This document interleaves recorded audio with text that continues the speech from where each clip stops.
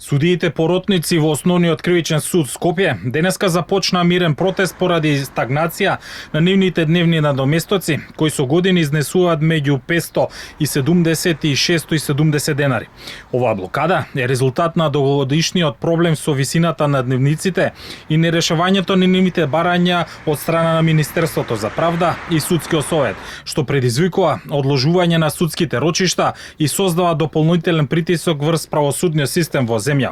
Од судот велат дека судиите поротници се незаменлив дел од судските постапки и дека без нив голем дел од судењата не може да се одвиваат. Без нивното учество, значителен број судења не можат непречено да се одвиваат. Председателот на Судскиот совет Александар Камбовски изрази поддршка за барањата на судиите поротници, оценувајќи дека недоместоците што ги добиваат се несоодветни за условите во кои работат и новрските што ги извршуваат во правосудниот систем, но сепак за решение упатува на Министерството за правда. Судските поротници се дел од правосудното семејство.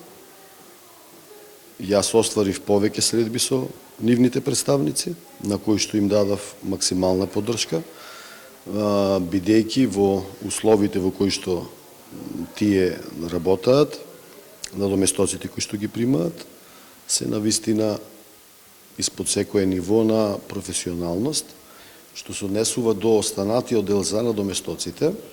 Тоа се уредува со правилник од страна на министерот за правда. Тој правилник, не ме држите за збор, некаде од пред 2010 година уште донесен.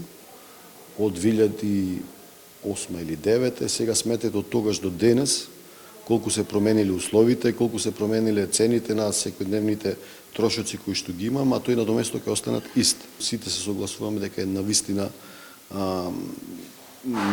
е низок и не соодветствува на реалните услови кои што ги имаме во моментов во 2026 година. Од Министерството за правда за сега немаат официјален став за состојбата.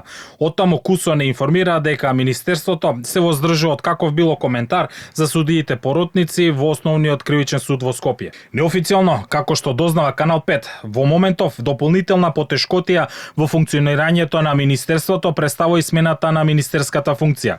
По заминувањето на Игор Филков, се уште се чека Јетон Шасивари да ја преземе функцијата министер за правда, со што функционирањето на ресорното министерство е отежнато.